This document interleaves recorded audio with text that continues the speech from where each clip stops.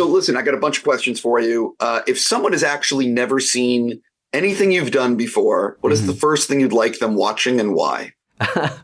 Oh man, I would actually like them to watch The Beekeeper first, because it is the most unhinged character I've ever played. And I guess after they see, if they've never seen anything else and they see this first, everything else will be a breeze and much easier pill to swallow. But this guy is just, Derek's out of his mind. A lot of fun to play. A lot of fun. What do you think it is? I love watching Jason Statham punch people in the face. Yeah. What do you think it is about Jason that people love watching him punch people? He does it so well.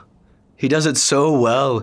He does it so well. You know, I think there's something about Jason, I feel like, that he has this, you root for him. And even if he's like morally maybe not in the right sometimes and he goes about things in the wrong way in his characters he plays, you just really root for him. There's something about, he's like kind of like the underdog, even though he just kicks ass always. But there's something about him that you just want him, to win. No, for sure. I also think that with this film, I wish more people, like older people, would be able to see the first 10 or 15 minutes, because it does a really good job at explaining how people can get screwed over by scammers. Well, it starts out as a PSA. That's what the idea originally was for this movie. It was just a PSA for older people to not get scammed. And then it snowballed and the writer went crazy. But this was actually a government-funded PSA. It's not true, but but it does do it. Yeah, it really does. And actually, I have my great grandma was scammed in a similar way.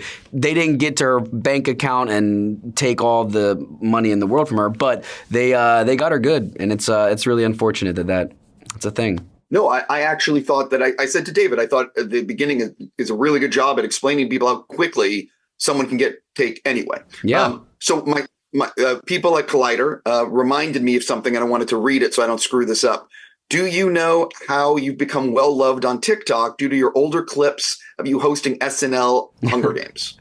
Yes, yeah. I'm not on TikTok, and I don't really go on social media all that often. But my friends have sent me multiple links to all these clips that are coming up and getting dredged up from the past. And look, man, it's cool. It's cool. It's cool to be a part of that. And, you know, you never know what will become big and why, and the internet works in mysterious ways. So it's fun to be a part of the zeitgeist in that way right now. Oh, 100%. I'm also not on TikTok, but when some of my interviews get spread around, it's good for the site. It's, you know what I mean? It's great. I'm here for it.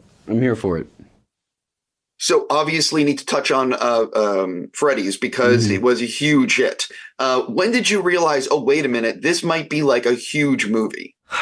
Honestly, not until it was like out and we were seeing how many people were going to watch it. You know, Freddys, it's such an amazing world and game, and the fan base is rabid, and we were excited to make a movie that they would enjoy and that they could really, you know, sink their teeth into. But I think that what we didn't quite estimate was how many people would come and see it that maybe weren't even fans of the game. And it was great. It's such a cool movie. It's such a cool world to play in, and I'm hopeful and looking forward to making more of them. So we'll see when that announcement comes and stuff. But I can't wait to get back into that. Yeah, I wanted to ask you, has Blumhouse asked you to save any dates in 2024? Not exactly, but it looks good. Yeah, it looks good. I spoke to Ryan and other people at Blumhouse. I'm like, how have you not announced the release date and the green light of the sequel when it did insane numbers? Yeah.